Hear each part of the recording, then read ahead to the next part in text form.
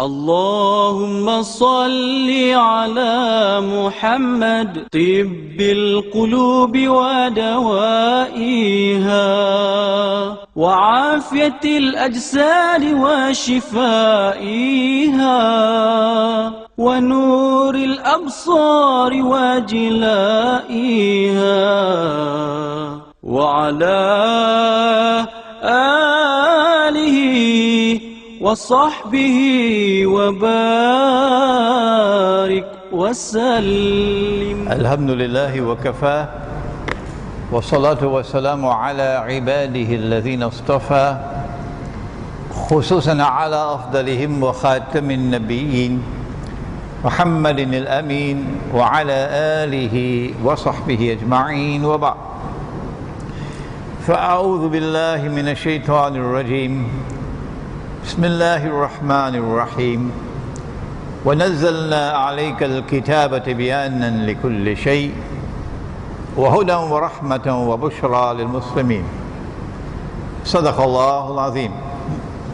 Respected Imam, brothers and sisters here at Masjidul Falah in Subang Jaya in Kuala Lumpur, Assalamu alaikum warahmatullahi wabarakatuh. Surah Al-Nahl of the Quran, and Allah subhanahu wa ta'ala declares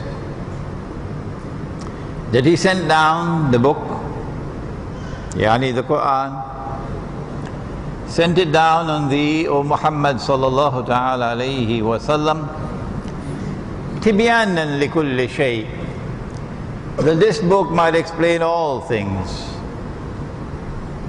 Is it possible that this book does not tell us what is money? Is that possible? I ask you tonight.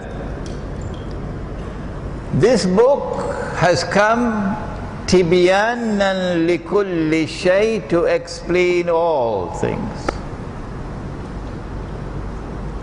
And in this book there is guidance in addition to the explanation.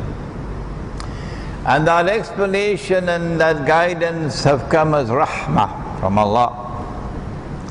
And for those who accept it and follow it, bushra lahum, these are the ones who will succeed, while all the others are going to be dancing while the Pied Piper plays the tune. You know the Pied Piper?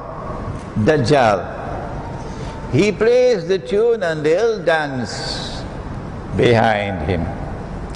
But those who turn to this book for that which explains and that which guides, they will succeed. Bushra lahum. 2 nights ago in Masjidul Ghufran, we were introduced to the scholar of all scholars, the one who was the teacher of the Prophet of that ummah, the Jews, Musa alayhi salam. That teacher of all teachers was Khidr alayhi salam. And we found that he is the scholar of Akhirulzaman, because he is the scholar to deal with Dajjal. He is in Suratul Kahf, and Dajjal is in Suratul Kahf. Dajjal sees with one eye, Khidr sees with 2. And then last night in Masjid India, we looked at the future of Islam in India, Pakistan and Bangladesh, a very important part of the world of Islam for the future. Because wailul lil Arab min sharrin qad iktaraba. The Arabs are going to be wiped out one of the weapons which will be used to wipe out the Arabs would be plague. And we have a booklet, I'm sorry I don't have it here, but it's outside. It's only about 30 pages, no excuse for not reading it. Medina returns to center stage in Akhirulzaman. And it's also translated into Bahasa. So no excuse.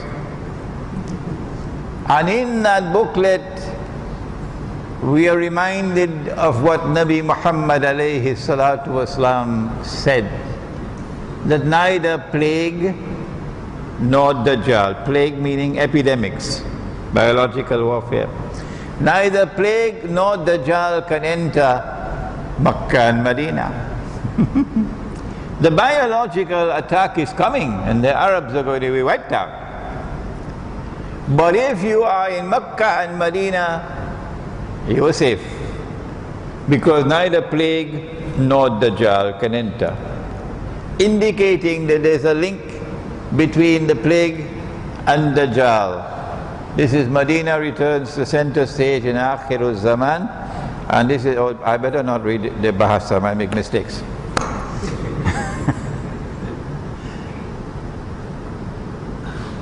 So a link between plague and Dajjal. So a link between plague and the Zionists and Israel, so that it will facilitate Israel imposition of a political and economic dominion upon the Arabs when they are wiped out. And so India, Pakistan and Bangladesh and Afghanistan still remain a very important part of the world of Islam. And last night we conducted an analysis which we are continuing tonight.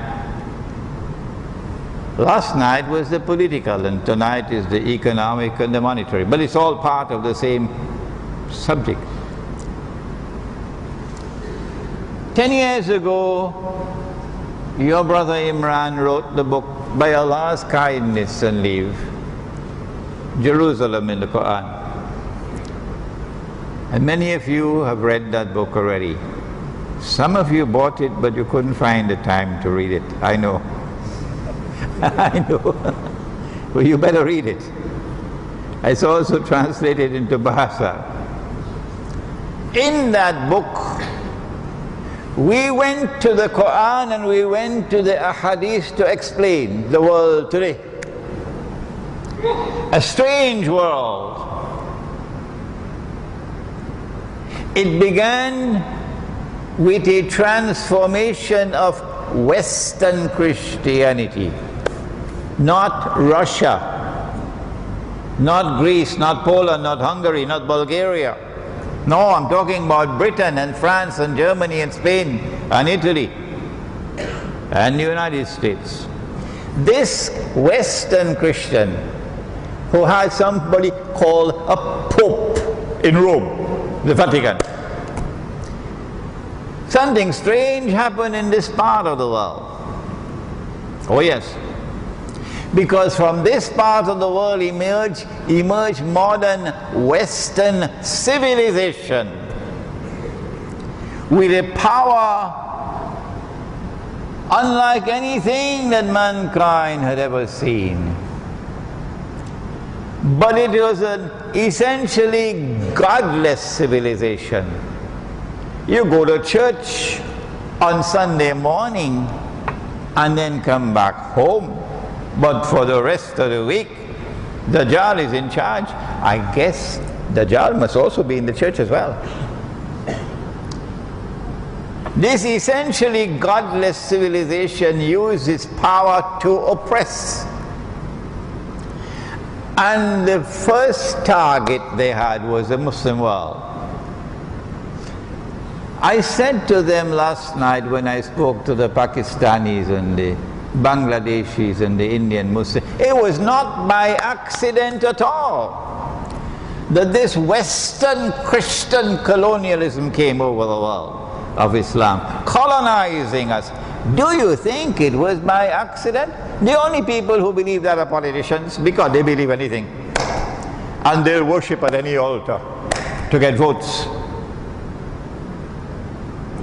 It was not by accident. No. It was Dajjal.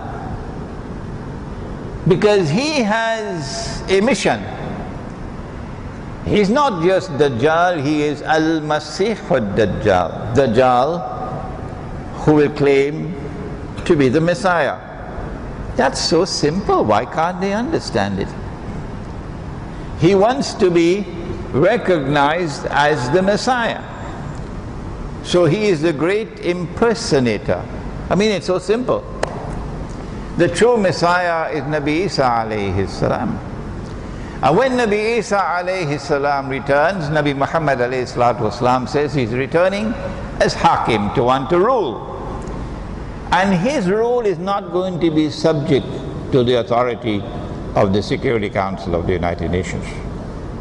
What nonsense. No. His will be the supreme rule in the world. So India will have to submit to him. And China will have to submit to him. And Russia will have to submit to him. Everybody will have to submit to him. Only then will the prophecy be fulfilled. That when he comes back, he's coming back as Al-Hakim, the one whose rule will be supreme in the world. And so Dajjal, in order to successfully impersonate the Messiah, will also have to rule the world, or seek to rule the world. I've said it so many times, some of you must be tired listening to Imran Hosein. But there's so many who don't access the internet, and so many who don't read books. So please be patient if you heard it before from me, because there are many who did not hear it before. Dajjal is almost ruling the world now. In order for him to rule the world, he has to first take the Holy Land, bring the Jews back, create Israel. He's done all of that already. And make Israel the ruling state in the world, and that's about to happen. Within the next few months, I believe. I expect Israel to launch her wars. Pakistan, Iran, Syria, Egypt. And when Israel launches these wars, I expect that Israel will trap the United States to bring them down. Israel will bring the United States down so that Israel can replace the United States. So I expect, and you all know it already, that Israel will bring down the US dollar. That's what the Zionists are doing. And Israel will probably trap the United States in a military trap. And the United States is facing military defeat. And Israel will have to intervene to save the United States. If you live for another few years, you probably see it. And Israel takes over from the United States as the ruling state in the world. That's coming. That's coming. Because there's nothing standing in the way except a man named Putin in Russia and China. But the world of Islam, no. Now every government that we have in the world of Islam is rubbing and cleaning the shoes of the Zionists. And when you have a government which refuses, as Libya, then you have those fools, with a capital F, fools, and I hope they listen to me, fools who enter into an alliance with the Zionists to bring down the Libyan regime. And in the process, according to the Quran, they've lost their Islam. And the same fools are doing it in Syria. I hope they don't succeed. Every regime in the world of Islam which refuses to submit will have to be attacked. So you have regime change. So that Israel can rule the world. This is around the corner. And when Israel rules the world, then a man is going to emerge. He's going to come from Khorasan, but in Jerusalem he's going to declare, I am the Messiah. That's just around the corner.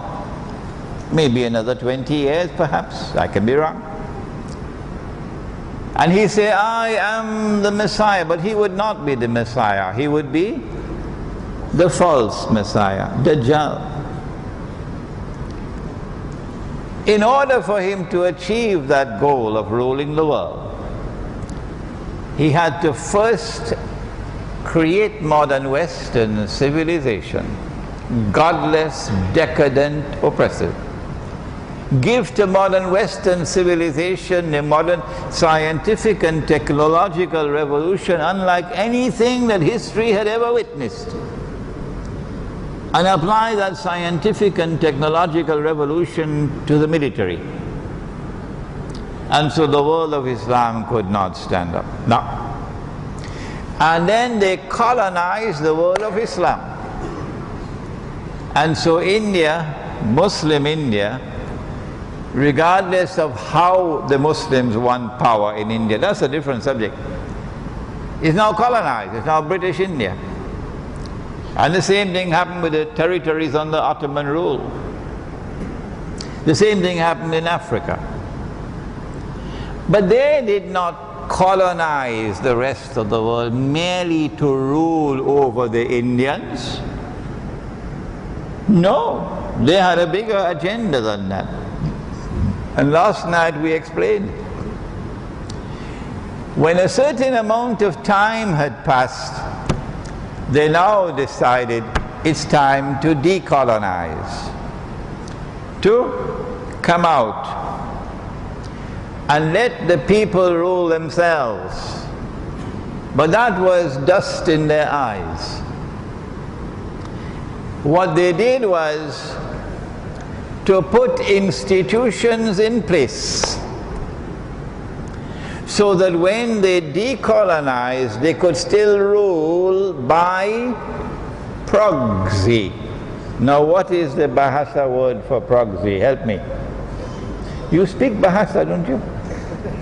Some of you speak Bahasa? Well, what's the Bahasa word for proxy? P-R-O-X-Y, proxy. P-R-O, not pro, oh, you in Bahasa is pro, oh, P-R-O-K. So same word. Oh, same word, okay, you're borrowing from English now, okay. Proxy. Same word, proxy. P-R-O-K. So you will remain in London, but you still rule over Pakistan. Huh? The leaders of the Islamic movement in India, at that time the All India Muslim League, they were men who neither knew Islam nor lived Islam. A previous generation of leaders were men who knew Islam and lived Islam. And Allah says in the Quran, هَلْ يَسْتَوِي الَّذِينَ يَعْلَمُونَ وَالَّذِينَ لَا يَعْلَمُونَ? Can they possibly be equal? Those who possess knowledge and those who don't. Knowledge being first of all, knowledge of the Quran. And so when decolonization took place, the British were leaving. What came into being in that part of the world for Muslims was a state called Pakistan. I never said that the Muslims should not seek liberation from Hindu rule. I never said that. Of course you have the right to seek liberation from Hindu rule. But why does it have to be at the expense of Khilafah? Why does it have to be at the expense of Darul Islam? What the leadership of the Indian Muslims did, largely because of misguidance from Dr. Muhammad Iqbal, what the leadership of the Indian Muslims did was to say goodbye to Khilafah. Goodbye to Darul Islam, because they didn't have leaders who understood the subject, not even Iqbal. Because Iqbal declared it's there in black and white, and I honor that man. I consider him a great scholar. I consider him my teacher, and my critical comments about Iqbal are not made in a destructive way, not in a malicious way. I respect the man, but that does not mean he's immune from error. It's there in his book, and as a consequence all the others were brainwashed by it. That the modern Republican state with its parliament is an adequate substitute for the Khilafah. You can take an eraser to try to erase it from the books because you find it uncomfortable now. But this is the truth, you can't hide it. So what the Indian Muslim leadership did was to say goodbye to the Islamic political system. But I have a message for them and for their sons and grandsons who are still faithfully loyal to that Republican state that came out of Europe. A political system that came out of Europe, which no longer recognizes Allah as Al-Malik or sovereign. The state is now sovereign. You could put a beard on the state. You could put a topi on the state. It doesn't change anything. You could put what you want in that constitution. It doesn't change anything. It is a secular state. It is a Republican state. It no longer recognizes Allah's sovereignty. Stop dancing to different bogus tunes. Stop dancing to bogus tunes. This is a Republican state.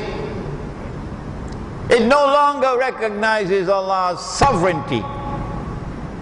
It submits to the supreme authority of the Security Council of the United Nations, created and maintained by the Zionists. Where have you got your knowledge from? Defending that? Well, I have a message for you.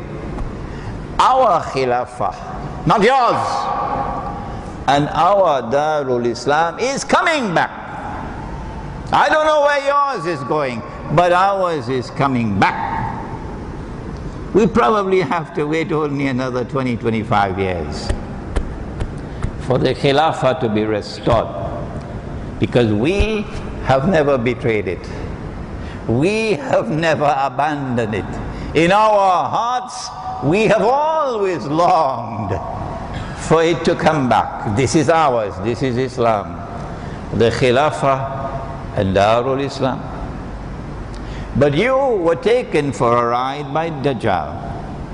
And that's where you are now, with your Pakistani nationalism and your Bangladeshi nationalism and your Iranian nationalism and your Russian nationalism and all of this and that and the other, and Malay nationalism. But tonight, Dajjal did something else. Before decolonizing, he also corrupted not only the political system, he corrupted the market. He corrupted the money.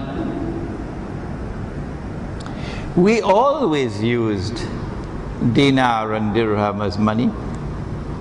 We used dinar and dirham as money for 1400 years. Here is a dirham, how many? 5? 10 dirhams, my gosh, 10 dirhams. You need security to hold this. We always use dinar and dirham. But you have been so brainwashed with your degrees from this university and that university and your pretensions to scholarship that you are now competent to guide the Muslims and take decisions for them in your foreign ministries and in your ministries of finance and in your ministries of economic development, and you look down your nose on the scholars of Islam. And Dajjal took you for a ride. As soon as Pakistan came into being, the Pakistani rupee came into being. That bogus and fraudulent and utterly haram piece of dirty paper. That instrument of financial enslavement. Why? Because they put it in place before they decolonized. Tonight, we ask the question, what is money in Islam? Do we have the right to ask that question? What is money in Islam? When we go to the Quran, strange things happen. But politicians don't go to the Quran, do they? When last did a politician go to the Quran? They quicker fly to the IMF than to go to the Quran. When we go to the Quran, strange things happen. In Surah Ali Imran, Allah subhanahu wa ta'ala speaks about the curious conduct of the Israelite people. وَمِنْ أَهْلِ الْكِتَابِ بَعْدَ أَعُوذُ بِاللَّهِ مِنَ الشَّيْطَانِ الرَّجِيمِ وَمِنْ أَهْلِ الْكِتَابِ and amongst the Ahlul Kitab مَنْ إِنْ تَأْمَنْهُ بِكِنْتَارٍ يُؤَدِّهِ إِلَيْكَ. If you were to give him a kintar, 1,200 dinars, you could buy a house in Damansara Heights with that. When you want it back, he'll return it to you. وَمِنْهُمْ إِنْ تَأْمَنْهُ بِالدِّينَارِ. That was a kintar, a treasure. This is a dinar. What kind of dinar is the Quran talking about? Is it a paper dinar? Why are you hiding behind a mango tree now? Mufti? Why is the Mufti hiding behind a mango tree? Is it a paper dinar? Somebody has to speak. The time is late. Somebody has to speak. I am speaking, and inshallah my students will continue to speak after me. Somebody has to speak. What kind of dinar is Allah speaking about? وَمِنْهُمْ مَنْ إِنْ تَأْمَنْهُ بِدِينَارٍ لَا يُؤَدِّهِ إِلَيْكَ إِلَّا مَا دُمْتَ عَلَيْهِ قَائِمًا ذَلِكَ بِأَنَّهُمْ قَالُوا لَيْسَ عَلَيْنَا فِي الْأُمِّيِّينَ السَّبِيلُ وَيَقُولُونَ عَلَى اللَّهِ الْكَذِبَ وَهُمْ يَعْلَمُونَ. He was speaking about a gold coin. A gold coin. Be honest. Why can't you be honest for once in your life and admit? Allah is speaking about a gold coin. That's money. If you don't know it, Mufti, then you should resign and go and plant cane or plant sugar cane or plant something. That is money in the Quran. That is money in the Quran, and one day you will stand before Allah to answer for that. That is money in the Quran. The dinar, the dinar, the dinar made of gold, that is money. That is the money that the prophets used. That is the money that the Aslaf used. That's the money that we Muslims used for 1400 years. Have you no shame? Can't you recognize that is money? And then when we go to Surah to Yusuf, they put him down in the well. And then the travelers came and pulled him out. And they took him to Egypt. وَشَرَوْهُ بِثَمَنٍ بَخْسٍ دَرَاهِمَ دَرَاهِمَ دَرَاهِمَ مَعْدُودَ دَرَاهِمَ, plural of dirham. So there's dinar in the Quran and there's dirham in the Quran, and still you are asking me what is money in Islam? Have you no shame? This is our money.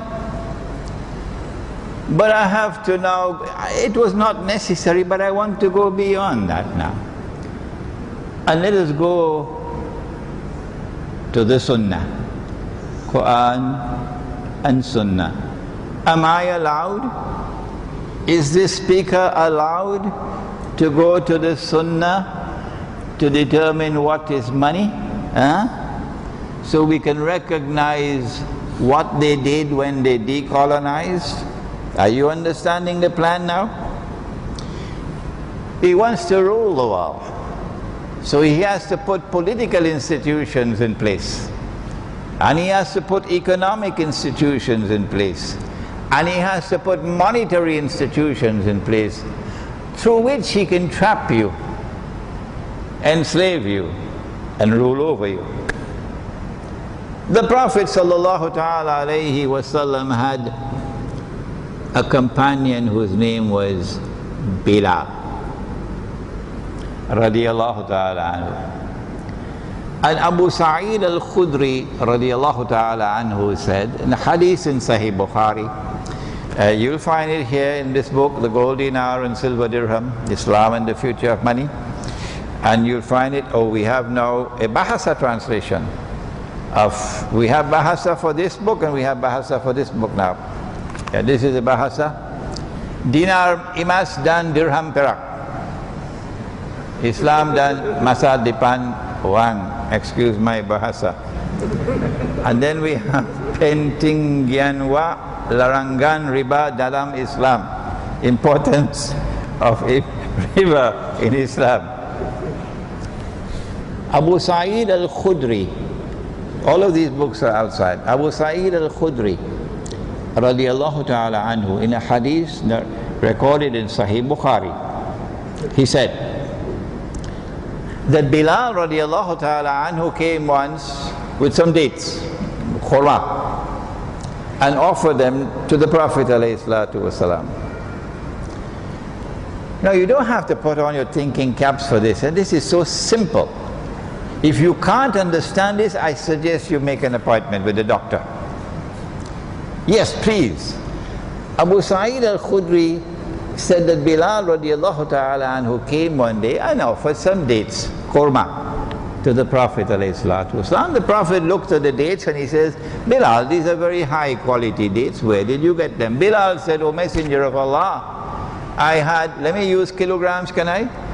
I had 2 kilograms of inferior quality dates, and I exchanged them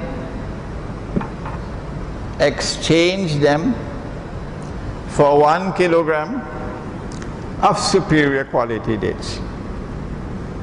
The inferior quality dates were selling for maybe 10 ringgits a kilo. So 2 kilograms would be worth 20 ringgits. And the superior quality dates were selling for 20 ringgits a kilo. So fair exchange, value the same. You did study arithmetic, didn't you? Mathematics. Good. MashaAllah.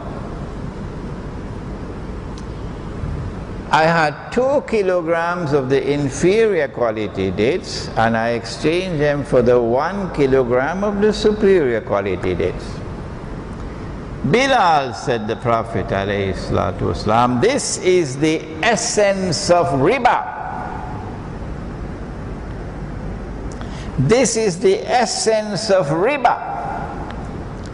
What you should have done was to sell the 2 kilograms and get the 20 ringgits and then use the 20 ringgits to buy the 1 kilogram.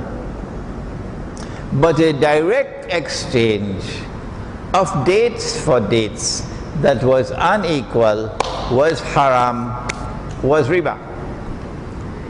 There is only one way you can explain that.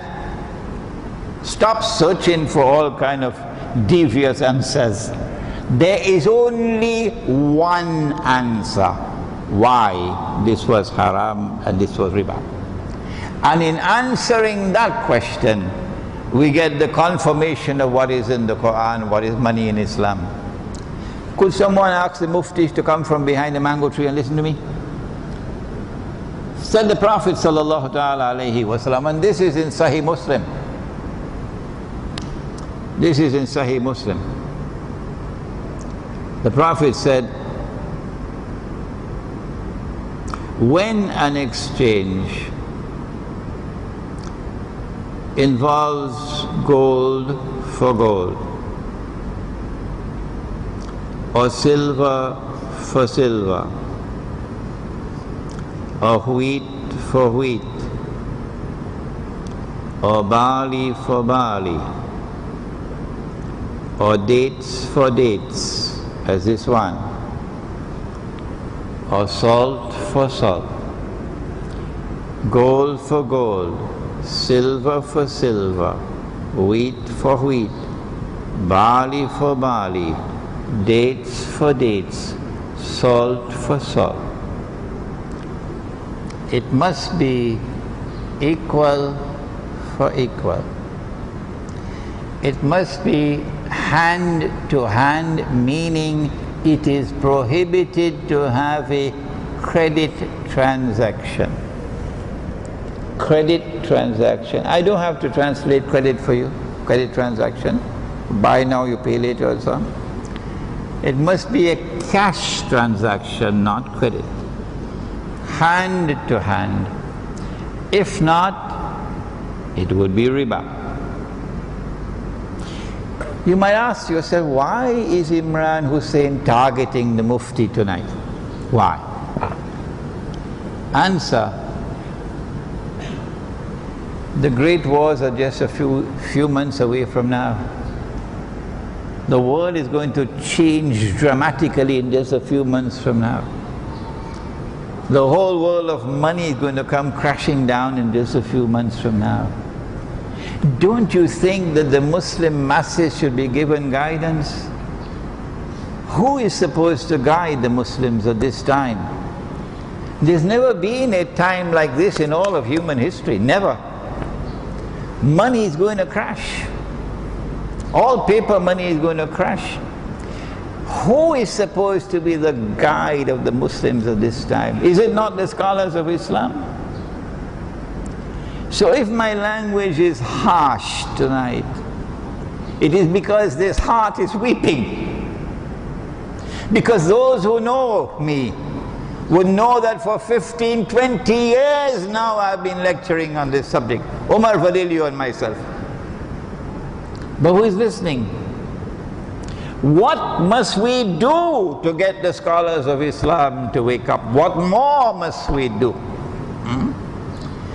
Gold, silver, wheat, barley, dates and salt. And the question is, why was it haram to have an unequal exchange of dates? Here it is. Here it is in this hadith of Sahih Muslim. If an exchange is that of dates for dates, it must be equal for equal and hand to hand. Cash transaction, not credit. Otherwise it would be riba. Why? There is something common in all six. Even a schoolboy can answer. What is common to all six? Answer: they were all used as money. That is what is common. Gold was used as money, and silver was used as money. And when there was a shortage of gold and silver in the market in Medina, they would use dates as money. You, of course, may have objections to that with your secularized degree in management and in finance, your MBA in finance. So you take your MBA in finance and go your way. Dates were used as money in Medina when dinar and dirham were in short supply. And because dates were used as money, if we allowed an unequal exchange of dates, it would open the door for the money lender. I am giving you 1 kilogram of dates, and you will return to me 2. That's a loan on interest, 100% interest. That is why this transaction is haram. An exchange of dates for dates which was unequal. But the fellows with their secularized degrees from the university will never understand this. Never, never, never, never will understand this. So let's leave them with their misunderstanding. We're not going to bother with them. No, we don't have time for you. And so, we now know what is money in Islam from the Quran and from the Sunnah. Money in Islam is dinar and dirham. That is the answer. And dinar and dirham are not paper. They're precious metals. And it is when dinar and dirham are in short supplies that we would turn to commodities of food consumption, which are in the market in abundant supply, and which have a shelf life, not like mangoes, not like animals. You can't use mangoes as money. Your money is rotting. You can't use animals as money. Your animal might die. No. So if you are in Indonesia, in Java, and you have a shortage of gold and silver in the market, so what would you use as money? Don't tell me nasi. Nasi is when you cook it. It's rice. You would use rice as money in Indonesia. They're already doing that in Indonesia. And if you're in Cuba, you would use sugar as money. But every time we use money in Islam, the value of the money was always inside the money. Every time we use money in Islam, the value of the money was always inside the money created by Allah. And Dajjal didn't like that. No. In order for Dajjal to rip us off, he took the gold dinar and silver dirham out of the market. And so when Pakistan was born, on the very first day of its birth, because those who brought Pakistan into being did not have the knowledge that they needed. Some of them still don't have it even up to now. It was brought into being with this bogus piece of paper, which is pretending to be money. Paper currency. Paper currency. Now tell me, go and ask your Mufti this question for me. How can I take a piece of paper and get a printing press, a printer? Anybody could buy a printer in the market now. Color printer, they do excellent work. And I print a picture on the piece of paper and put a number on it, and call it money, currency, and give to that piece of paper an entirely fictitious value. What is the value of a piece of paper? The answer is the value of a piece of paper would be another piece of paper. Another piece of paper. This will have the value of this. A piece of paper would have the value of another piece of paper. But no. They tell me that this piece of paper has the value of a tetarik. Yeah, this piece of paper has the value of tetarik. So I am stunned, I'm shaken. What kind of logic is that? How could a piece of paper have the value of tetarik? I don't know whether in France or in Germany they'll understand what we're talking about, tetarik. And then they tell me this other piece of paper has the value of roti canai. Tetarik, of course, is cup of tea you drink. Roti canai is a breakfast that you have here in Malaysia. And then another piece of paper has the value of a chicken. Huh? And then another piece of paper has the value of a donkey. So I said to myself, they think I am a donkey? How could a piece of paper, just by changing the number on the piece of paper, and the value is constantly increasing until they reach a donkey? And that's when I said, stop, I am not a donkey.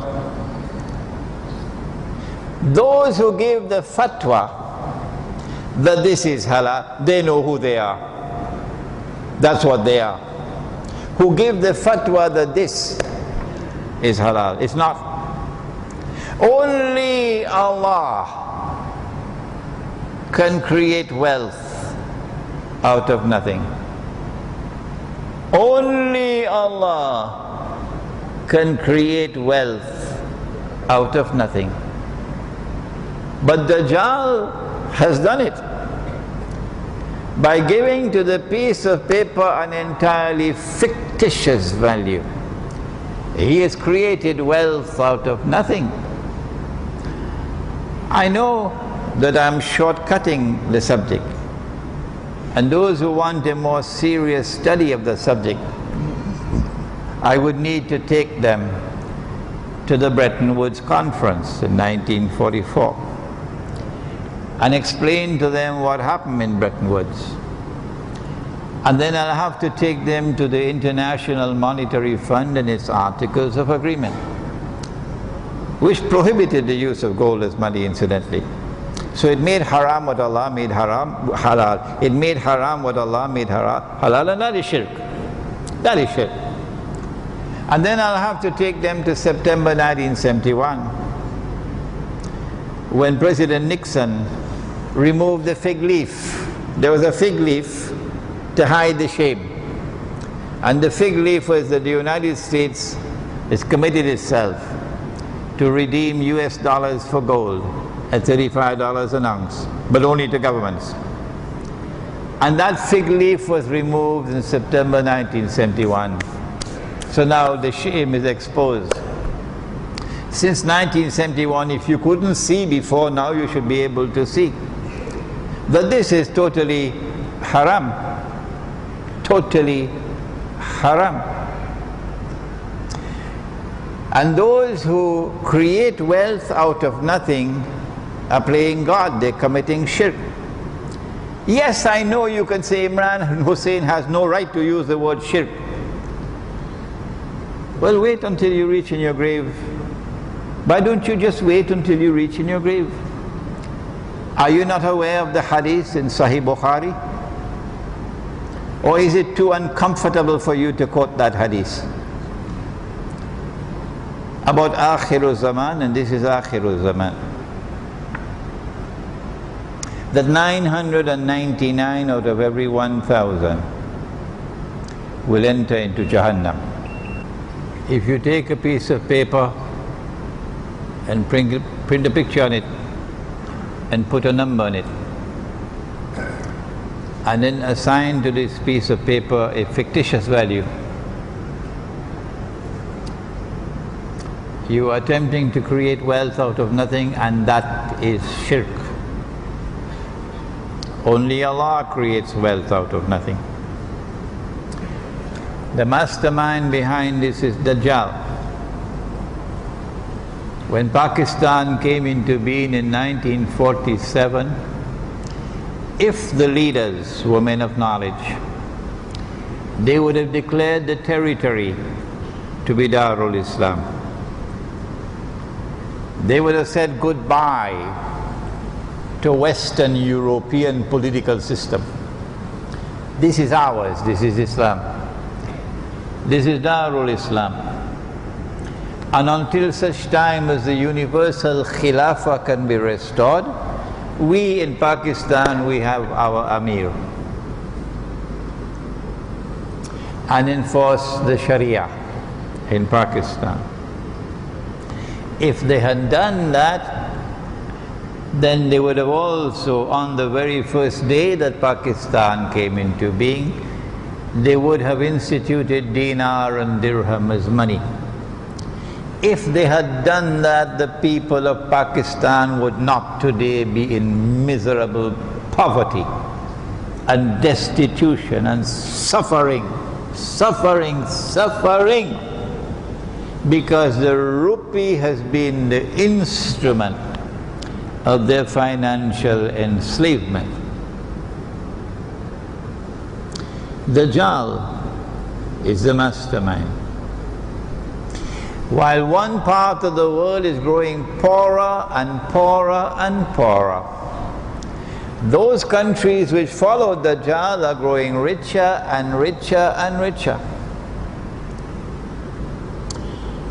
If you go to Manhattan and you carry Pakistani rupees in your wallet, whole packet, you can't even buy a cup of coffee with it. Won't you think, is it so difficult for you to think? But if you take an American dollar to any little village in Pakistan or Bangladesh or India or Indonesia, you can buy whatever you want. When will Muslims begin to think?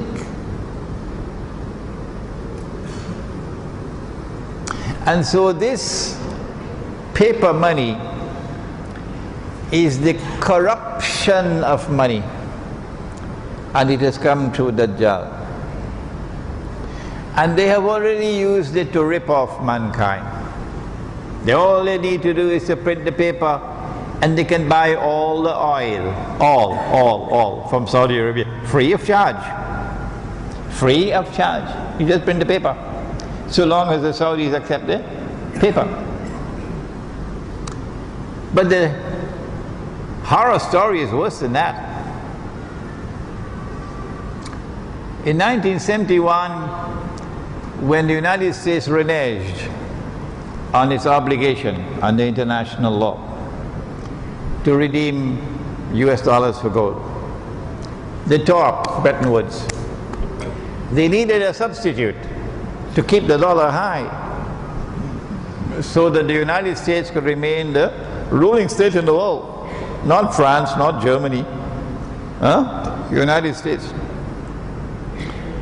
So they fooled King Faisal, rahimahullah, Malik Faisal. They went to him in 1973 when the war took place and the Arabs imposed the oil embargo on the United States. And suddenly the price of oil is going up because the market is controlled by the Zionists. The Zionists decide when something is to go up, and the Zionists decide how much it must go up. So when you buy a gold dinar today, and when you buy a silver dirham today, guess who determines the price you pay for it? Yeah, the Zionist market in London decides, and when they want to bring down the price, they bring it down. And when they want to take it up, they take it up. There's no such thing as a free market anymore. So they went to Faisal, rahimahullah, and they said, let's make a deal. Since this October war, the price of oil is going up. You're getting more wealth. You used to be selling your oil for maybe $2, $3 a barrel. Now look, you're selling them for $8, $10 a barrel. More revenue is coming. And we have a deal to make with you. If you'd only agree to this condition, that all the oil that you sell must be paid for in dollars. No matter who buys, you must pay for it in dollars. That's all you must do. And we will ensure your security of your state. We'll underwrite it. No one will be able to touch Saudi Arabia. And then you'll see the price of oil going up and up and up and up and up. And the Saudis fell for it. And OPEC came into being. And OPEC instituted this law that oil must be sold only for US dollars. And so oil now became black gold. Black gold. And the US dollar came to be known as the, help me somebody, petrodollar. That's it, the petrodollar. Please look at my lecture entitled The River Euphrates and the Mountain of Gold, that hadith of the Prophet ﷺ. And so since 1973, the US dollar has flown high thanks to Saudi Arabia. Because oil is the largest commodity traded in the world market. And so the demand for the dollar is permanent. And not only did the dollar become the petrodollar, it became more than that. It became the trading dollar. If a Malaysian wanted to buy sarong from Indonesia, batik, you got to pay for it in dollars. You have ringgit, they have rupiah, and Mr. Uncle Sam is so far away. But if you want to buy from China, you got to pay in dollars. You want to send some money to Pakistan from Malaysia. You go to the bank. I want to send some money to Pakistan. Can I send it in ringgit? Bank said, tak boleh. Tak boleh. You cannot send money to Pakistan in ringgit. Why? Because the Zionist says, no, that's it. You have to send the money to Pakistan in dollar, and if you want in pounds, or Australian dollar, or, let me whisper it, Singapore dollar. All those who are working for Dajjal, their money is strong. It's called hard currency. Huh? And our money looks like soft currency. So there is a constant demand for their money. And so they're going richer and richer and richer and richer. And we're going poorer and poorer and poorer and poorer. And Allah says in the Quran, إِنَّ اللَّهَ لَا يُغَيِّرُ مَا بِقَوْمٍ حَتَّى يُغَيِّرُ مَا بِأَنفُسِهِمْ. Allah will not intervene to change your condition. No matter how dismal it becomes, Allah will not intervene to change your condition until you take the initiative, using Allah's guidance, to change your own condition. But that's not all the story. As they decolonize, they not only corrupt the money that you use as money, but they do more than that. They create a banking system. Now when I tell you this one, if you have not had dinner as yet, don't eat dinner, because your food will not digest. Please, don't eat. They create a banking system. And let me explain to you how the bank operates. The bank takes the fictitious paper money. It takes it from you as a borrower. And it pays you interest on your paper money. Whether you have a fixed deposit or you have a savings account or whatever it is, you're going to be getting interest from the bank on your paper money. which of course is haram. But not in Singapore. In Singapore you take interest money and you build masajid with it. That's Singapore. And then the bank lends your money on interest but a higher rate. So maybe the bank is paying you 6% for your money. But when someone else borrows from the bank, he borrows at 12%. So between 6 and 12, the bank is making profit. You think that's the end of the story? Oh no. Oh no. You deposited 100 ringgits in the bank. That's all.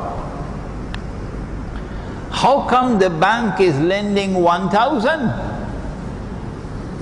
No? If you put in 100, the bank should be allowed to lend only 100. But they came up with a very strange name. I don't know where they got this name from Perak or Kelantan or Terengganu or Perlis or Johor. Fractional reserve banking. You know, sometimes they want to confuse you, so they create terminology to confuse you. It's called fractional. Fraction is something we studied in school in arithmetic, fraction. Fractional reserve banking. Meaning that your government, which gives to the bank the permission and the authority to lend money on interest, and therefore your government has betrayed Allah and His Messenger. Your government has allowed the bank to do more than that. Your government has allowed the bank to create out of thin air 10 times more money than was created with the paper. The paper is 100. The invisible fractional reserve banking takes the 100 and make it 1,000. And they're lending 1,000 with 100 in, 1,000 out. And now with the important question is, who is benefiting from this? I don't want to know who owns the banks. No. I want to know who controls the banking system around the world. And when I ask that question, I find out very quickly, the Zionists. They control the banking system around the world. And so if the leaders of Pakistan who brought Pakistan into being, if they had 5 ringgits worth of knowledge of Islam, that's all. That's all.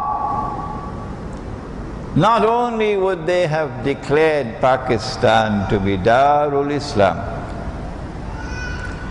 and ensure that the Islamic political system is established in Pakistan, not only would they have instituted dinar and dirham from day one as money in Pakistan, not the rupee, but they would not have allowed the banking system to have emerged in Pakistan with this bogus and fraudulent creation of wealth out of thin air, and also lending money on interest and borrowing money on interest.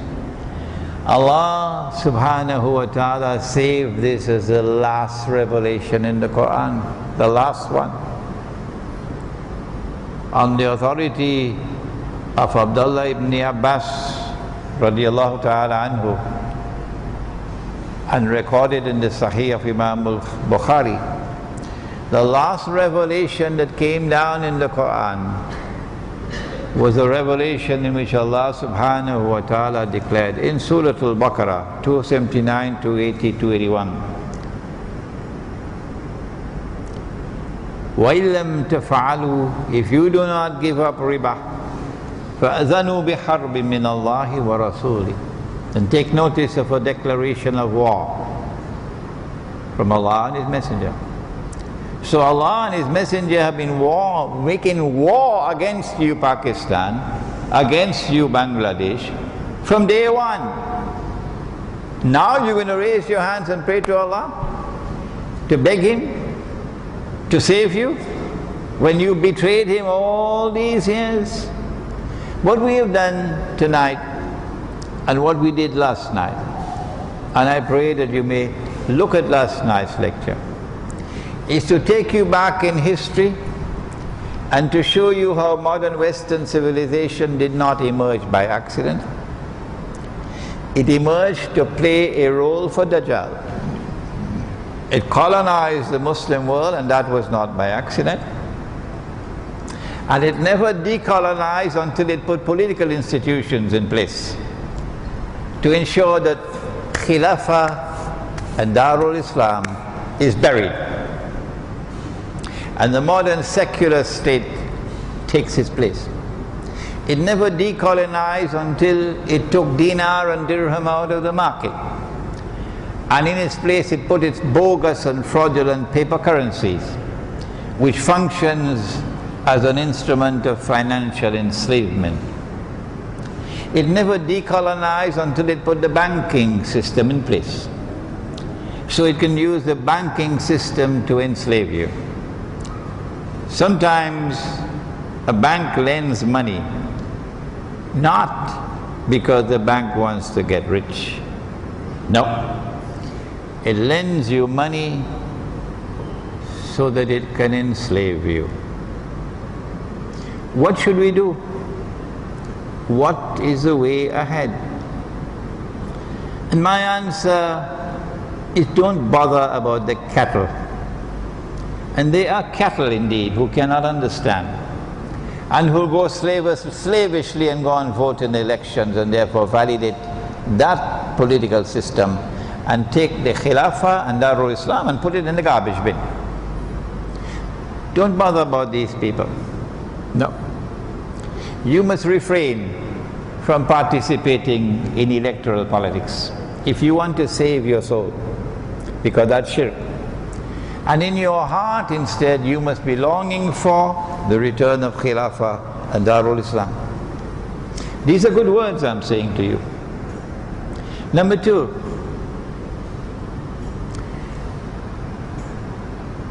in your heart you must long for the return of dinar and dirham.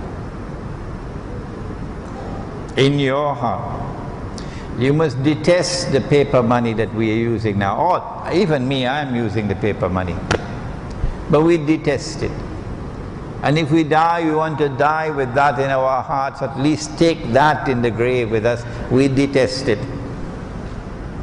We want to get out of it.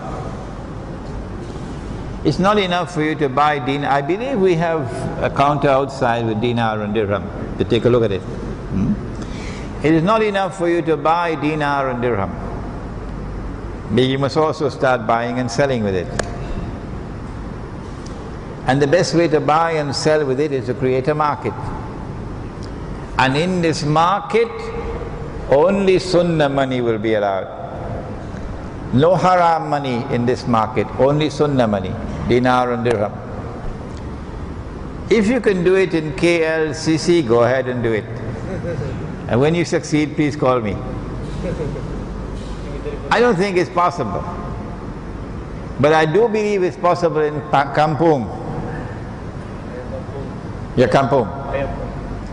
Kampung means the village, the remote countryside, for those of you in France and England. So go to the remote countryside, build a village, and in that village you have a market. And in that market you prohibit Dajjal's money. And in that market you use only the money of the Quran and the Sunnah, dinar and dirham. And with tears in your eyes you say, "Oh Allah, I'm doing this to bring back what was lost. Make it easy for us. Do Do not put your money in a fixed deposit at the bank.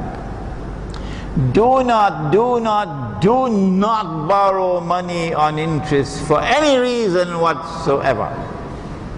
Don't do it. It's the road to slavery.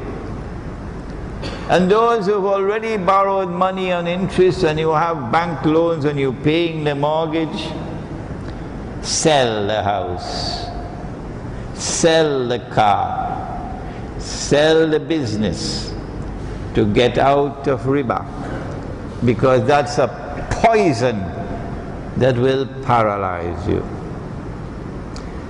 And finally, make dua to Allah that our ulama might wake up one day, inshallah, before it's too late. ربنا تقبل منا إنك أنت السميع العليم وتب علينا يا مولانا إنك أنت التواب الرحيم برحمتك يا أرحم الراحمين آمين. We have a little time for questions before we have a question pertaining to the necessity for pursuing Islamic spirituality in order to be able to penetrate the subject of Dajjal. There is a hadith, I just read it recently, and I believe it is Sahih Bukhari, in which the Prophet ﷺ prophesied about Akhirulzaman. He says, nobody,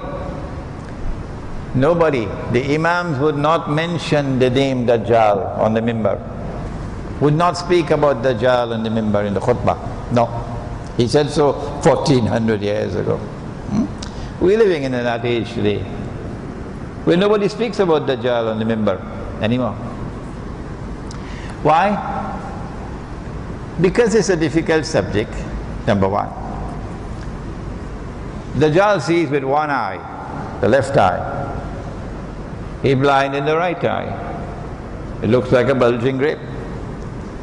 And I have interpreted this to the effect that Dajjal has external sight and he's internally blind. And those who follow Dajjal are internally blind. But when I give an opinion, I don't want you to accept my opinion. Oh no, I'll be disappointed. When I give an opinion, I do not want you to accept it unless you are convinced that it is correct. Then I have a good student. Yes, because if I make a mistake, my student will correct me. And so I say, Dajjal has external sight. He's internally blind. But Khidr alayhi salam gets knowledge both from outside and from inside. وَعَلَّمْنَاهُ مِن لَدُنَّا عِلْمًا. Allah sends knowledge to him directly. That knowledge will come into the heart, which is spirituality, when there is nur in the heart. Nur. Nur. Is nur sold in the stock market? Huh? Nur means light. It's not sold in the stock market. No. Allah says, يَهْدِ اللَّهُ لِنُورِهِ مَن يَشَاءُ. Allah guides to His nur those whom Allah chooses.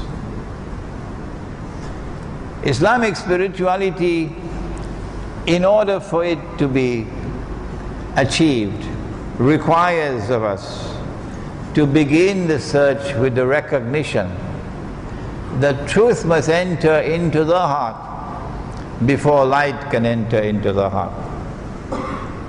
And truth will enter into the heart only when we accept it rationally and then we stand up for it. Oh, I can't do that, Sheikh. If I stand up for it, I won't be able to travel. They're going to put me on a no-fly list.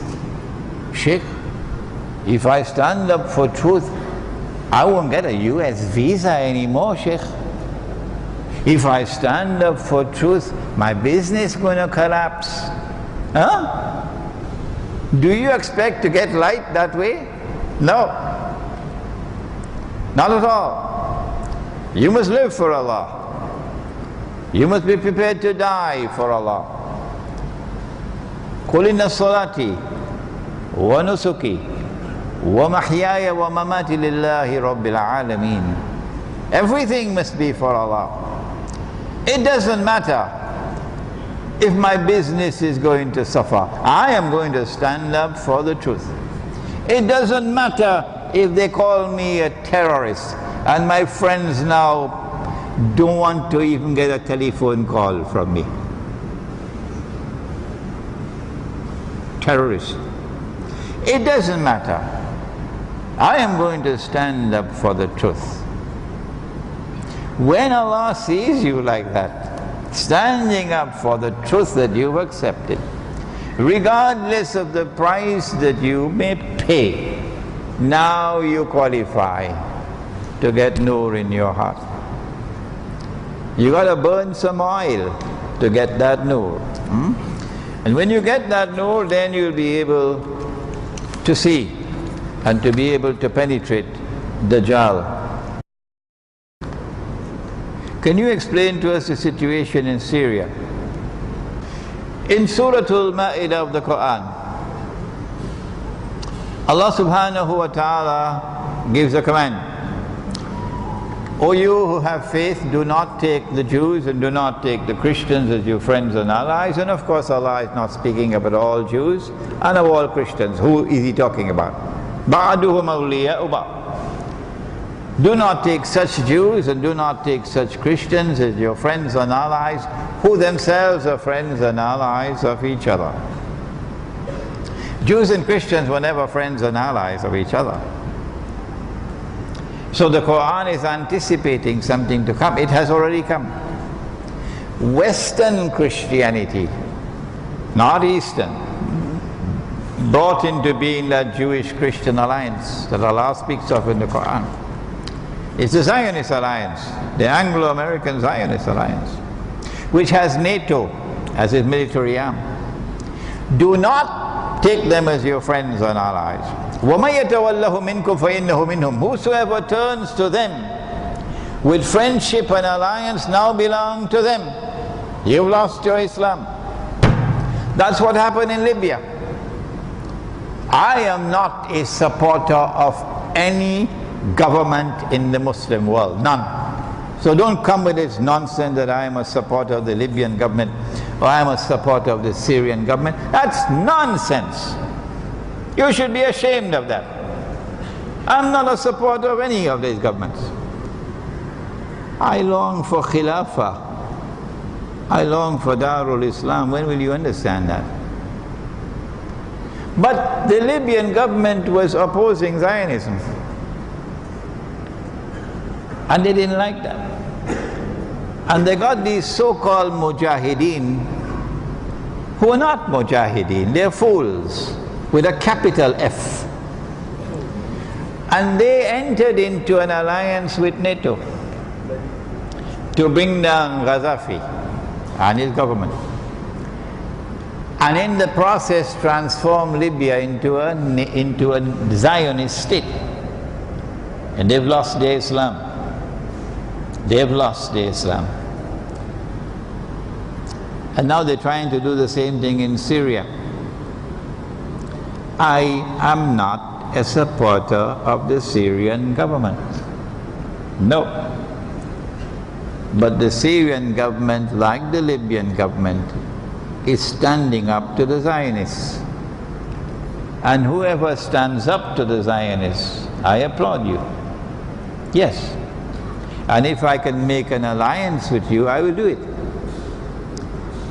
in order to oppose the Zionists. The Syrian government was doing what the Libyan government was doing. And one of the most important reasons why they want to bring down the Syrian government is to replace it with a government like the one in Libya and the one in Afghanistan. So Syria will become another Zionist state. But there's another reason why they want to bring down the Syrian government.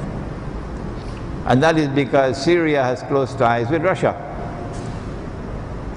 Russia has a naval base in Syria. It's the only naval base that the Russian Navy has in the whole Mediterranean. And Israel knows that Russia is a threat. The most important threat that Israel faces is from Putin. And so they want to deny Russia a naval base. So instead of it being a Russian base, it will become a NATO base. And they want to break up Pakistan, so Balochistan will have a NATO base in Balochistan. The Mujahideen, who say that they're Mujahideen, and who are in alliance with NATO, which means with Saudi Arabia, the Zionist state of Saudi Arabia, the Zionist state of Qatar, the Zionists who are in charge of the Turkish armed forces. These so-called Mujahideen are not Mujahideen. They are terrorists. And somebody has to say they are terrorists, and I call them terrorists. But these words of mine are not meant to include those who are not in alliance with the Zionists, not in alliance with Saudi Arabia, taking any help from Saudi Arabia and Qatar and Turkey. I don't know what's going to happen in Syria, but I fear the worst, that they're going to launch a vicious war within the next few months, and it's going to cause the big war that the Prophet ﷺ spoke of, the Malhama, that one war will lead to another until you have the biggest of all wars, which will make First World War and Second World War look like popcorn. Give us a name of a village in which dinar and dirham is now being used. Malaysia is a very significant country. It's the only place, apart from France, where a leader emerged, Dr. Mahathir, who denounced the monetary system. Dr. Mahathir is not an alim. I don't think he is an alim, is he? No. He's not a scholar of Quran and Hadith, is he? Come on, what's wrong? Why can't you speak? What's wrong? A man who is not an alim, not a scholar of the Quran, not a scholar of the Hadith, a politician. And this is a man who has to stand up and declare that this monetary system is bogus and fraudulent. And this is a man who has to ask for dinar and dirham to come back, at least in government-to-government trade. Where are the ulama? Where? Only after he spoke did Kelantan wake up from its sleep. 15, 20 years now we are lecturing, Umar Fadilio and myself. Kelantan never listened to us. Never listened to us, never listened to us. But when Dr. Mahathir stood up and spoke what should have been spoken by the ulama, then they woke up. And now they're minting dinar and dirham. But dinar and dirham are not being used in the market as money. Central Bank or Bank Negara say this is barter. So we can allow it as barter. What we are saying is, no, let us do it in a village and create a market. And in our market we will prohibit the haram money. Prohibit the haram money and use only the halal money, dinar and dirham. What's wrong with that? I don't know of any village where it is being done now. I don't know. But my students have bought land already in the north, and I hope inshallah by the end of this year they're clearing the land. There's no access road as yet, and they're going to start planting food crops. I don't think it'll be durian. And put some animals on the land, and then the kampung houses are going to start being built. I hope to build a kampung house myself and inshallah live in the village. And then with Allah's help, we'll try to establish that market in which we'll use dirhams, mostly dirhams. Very rare would you have to use a dinar. And I hope that this will be in your heart now, put in your heart, that before you die, before the angel comes to take you away, you also want to do something to bring back that money which Dajjal took away from us, inshallah. How accurate is the exchange between salt and salt, between dates and dates? To the extent that we have the capacity to measure, we'll use that measurement. And once we use that measurement, we'll try to ensure it's an equal exchange. If we miss by a 1,000th of a gram, I don't think you'll go to Jahannam for that. The question pertains to the exchange of dates for dates. But the exchange for dates of dates is only based on weight. Or do you do about the quality of the dates? The quality differs. Nabi Muhammad ﷺ already answered your question. He said, take these dates and sell it, and take that money and buy these dates.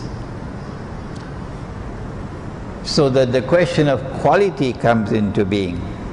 Okay? What he has prohibited is a direct exchange which is unequal. And the reason why he has done that is to prohibit the money lender from getting an opening to lend money on interest.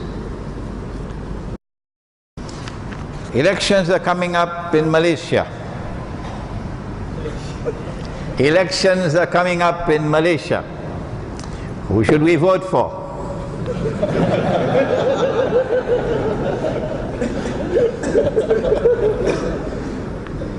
If ever you come across a politician who says, I want to bring back Khilafah, and I want to bring back Darul Islam, and of course Darul Islam means once you are a Muslim, you don't need a visa to enter. La ilaha illallah Muhammadur Rasulullah, and you could enter that territory. If it is Darul Islam, you don't need a work permit to work in that territory. If it is Darul Islam, you don't need a PR, it's called? PR?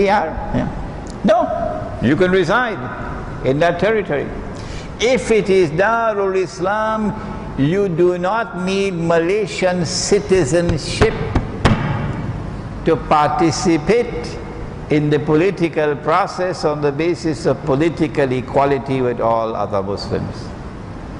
What a beautiful religion we have in Islam. If you ever find a politician who bows down and worship Allah and who says, I want to restore Darul Islam, I want to restore Khilafah, I want to bring back gold and silver, dinar and dirham as money,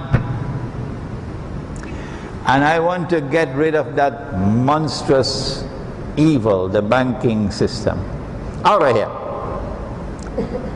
then I would suggest that's a very good man to stay close to. But I tell you one thing about him, he would never say, vote for me. Because he would never be so foolish as to believe that you can go through the route of shirk to bring Islam. When I told that to past, they were very angry with me. And they're still angry with me up to now. And when I tell that to Ikhwan in Egypt and the Salafis in Egypt, they're very angry with me. But this is the truth. You don't go on the path of shirk to bring Islam. That's not the Sunnah. Can we use a democratic system to restore the Khilafah? It's not a democratic system, it's a Zionist system in which money decides how the votes go, money. Yeah. Someone seems to be annoyed about my negative comments about Pakistan and the Pakistani rupee. So let me remind you that the poor people of Pakistan paid for my education. The poor people of Pakistan educated Imran. This is Pakistani scholarship before you today. I went to Pakistan in 1964 and remained as a student until 1971, studying at the Alimi Institute of Islamic Studies. Sometimes with 5 rupees in your pocket, you go to travel by bus, and you put 1 foot on the running board and 1 foot, one hand holding on to this, and that's how you're traveling. And you pay not 1 rupee, less than that. It's called chawanni and atanni, four annas for the bus fare. That's how we lived as students. But I got my education in Pakistan, and I'll never forget that. No. And so I'm not a person who dislikes Pakistan. No, and you'll see what lies ahead now in the future. Just wait and see, I'm not going to talk. But you should not be annoyed for me to be lambasting that which is evil. No, you should be proud of me for taking on that which is evil and that which is enslaving the Pakistani people. The Pakistani rupee has been an instrument of enslavement of the Pakistani people. Okay? And I am talking, my heart is with the poor, the masses out there, not with those who are driving their limousines on the streets of Pakistan. The masses out there who are living on 8,000 rupees a month and 6,000 rupees a month, they have to live on that. I love Pakistan. I love Pakistan. I can't get a lassi drink in Malaysia. I get in Pakistan. I can't get naan in Malaysia that I get in Pakistan. I long to go back to Pakistan. But what has to be spoken has to be spoken. Somebody has to say. And these comments of mine are not wrong. I'm speaking the truth, as bitter as it may be. But these are not meant to vilify people. No. I'm proud of my stay in Pakistan, and I'm grateful to the people of Pakistan who paid for my education, yes. There are some shops which are already transacting dinar and dirham in the Klang Valley. In Singapore as well. There are some shops accepting dinar and dirham. It's a positive sign that we are minting dinar and dirham. It's a positive sign.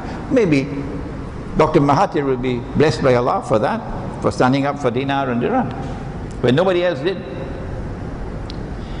It's a good thing that people are now using dinar and dirham for buying and selling in some shops, okay? But the Prophet said, alayhi salatu wasalam, man ra'a munkaran falyughayyirhu biyadihi. We are not concerned about the dinar and dirham as much as we are concerned about the haram money.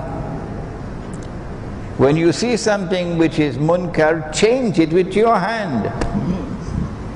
So it is not necessary to bring back dinar and dirham in a few shops. It is necessary to create a market which will prohibit the entry of the bogus, fraudulent, haram paper money.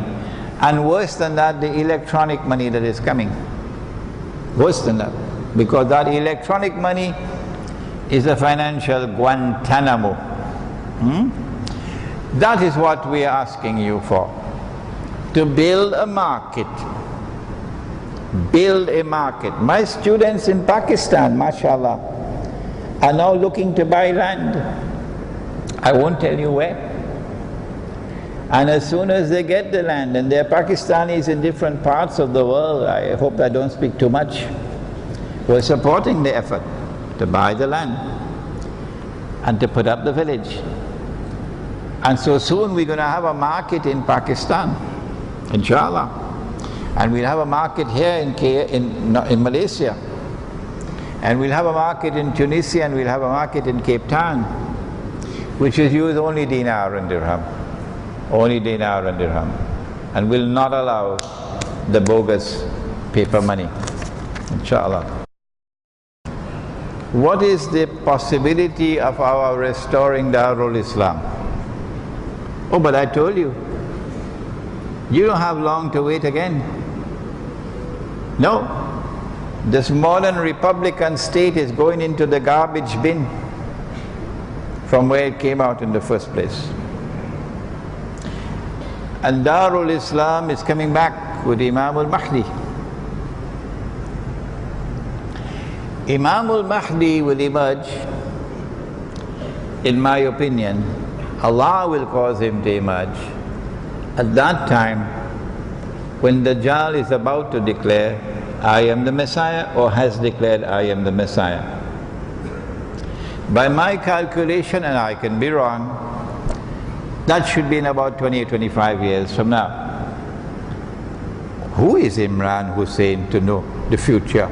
Only Allah knows the future. Why does he predict? I'll tell you why. Because it's foolish to believe that Imam al-Mahdi is 2,000 years away from now. That's why I'm saying it. Or Imam al-Mahdi is 500 years away from now. That's why I'm saying it. He's around the corner. He's around the corner. And I come to that conclusion because of Jerusalem in the Quran. Read Jerusalem in the Quran. Read the analysis conducted in that book, and you'll be able to anticipate what is coming. We have reached to that stage where the Prophet said, alayhi salatu wasalam, give me another 1 minute, that's all. Hadith is in Sahih Bukhari, I quoted it last night, I quoted it the night before. He said the Umran of Baytul Maqdis, meaning Jerusalem, at center stage in the world, would come at that time of the Kharab of Yathrib, when Medina is in a state of desolation. Jerusalem is in center stage today. That's where the Zionists have taken it. And Medina is in a state of desolation today. That's where the Saudis have put it.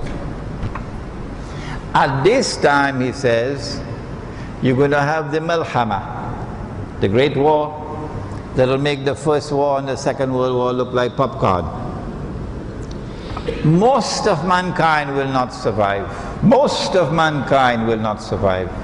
Very few will be alive. But they don't teach this at Harvard and Cambridge and Yale and Oxford and the Sorbonne and no. This is not taught at universities. But this is coming. Part of the weapon that is going to be used is biological warfare, plague, but also nuclear warfare.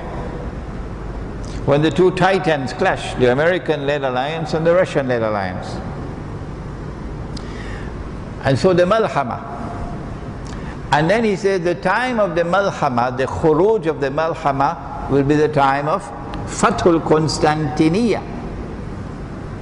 That when the big wars start, and the big wars are going to start soon when Israel comes out, within the next few months, when Israel begins the fighting. It will be followed by the Fathul Constantiniya, meaning Constantinople will be conquered. So clearly, the conquest of Constantinople 600 years ago by an Ottoman Sultan who shamelessly took the cathedral, which is the grandest cathedral of the Christian world, Hagia Sophia, which has functioned as the grandest cathedral for 1,000 years of the Christian world, Hagia Sophia. And as he entered the city, when he conquered it, the first thing he did was to shamelessly transform that cathedral into a masjid. Huh? Did you hear that?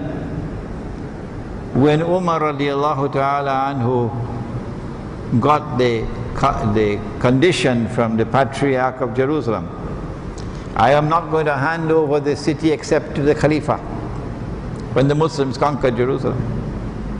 So Umar radiallahu ta'ala anhu had to travel from Medina to Jerusalem. Every Muslim knows that. And he and a servant went with one camel. Sometimes the servant will ride the camel and Umar will walk. Huh? And when they reached to Jerusalem, the Patriarch, this story is in this book. Huh? You get it in this book. The Patriarch took Umar radiallahu ta'ala around Jerusalem to show him the places. And while they were in the Church of the Resurrection, the time of Salat came. Every Muslim knows it, that the Patriarch invited Umar radiallahu ta'ala to perform his Salat in the church. Umar radiallahu ta'ala who declined. He said, no. If I were to perform my salat in this church, tomorrow somebody will come to take this church and make it a masjid. That was Umar. And this is Sultan Fatih. He shamelessly transformed that cathedral into a masjid. And it remained a masjid for 500 years until Mustafa Kamal came and added insult to injury and took a church which became a masjid and made it a museum. Yeah. I mean to say, you have to be really a godless person to do that. A church, for 1,000 years a church, and then for 500 years a masjid, and then you will transform it into a museum? My gosh.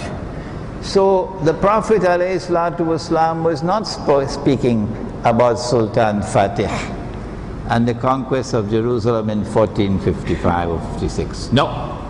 The conquest of Jerusalem in the Hadith is a conquest that is coming in the future, not in the past. Please read this booklet. And then he said the conquest of the conquest of Constantinople would be the time of the Khuruj of Dajjal. Khuruj of Dajjal. So by my calculation, it's a guess, we probably have only about 20-25 years left before Imam al-Mahdi will emerge. And when Imam al-Mahdi comes, Khilafah is restored. Goodbye, Saudi Arabia. Goodbye. Khilafah is restored. And Darul Islam is restored. And you and your political system and your parties and your elections could go where you know it's supposed to go. Thank you very much. ربنا تقبل منا إنك أنت السميع العليم وتب علينا يا مولانا إنك أنت التواب الرحيم برحمتك يا أرحم الراحمين آمين.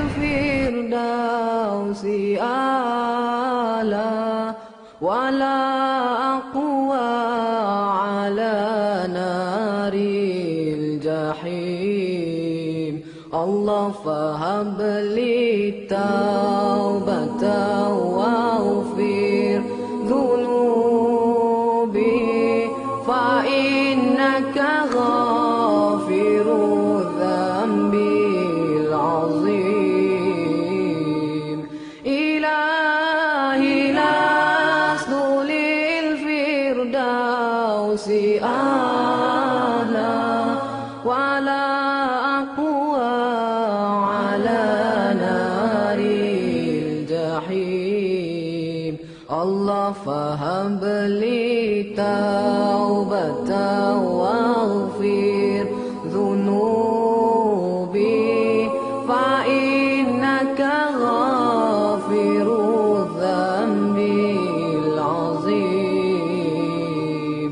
Tuhanku aku tidak layak untuk surgamu tetapi aku tidak tidak pula sanggup menanggung siksa nerakamu. Dari itu kurniakanlah ampunan kepadaku, ampunkanlah dosaku. Sesungguhnya Engkaulah pengampun dosa-dosa besar. Tuhanku, aku tidak layak untuk syurgamu, tetapi aku tidak pula sanggup menanggung siksa nerakamu. Dari itu kurniakanlah ampunan kepadaku, ampunkanlah dosaku. Sesungguhnya Engkaulah pengampun dosa-dosa besar.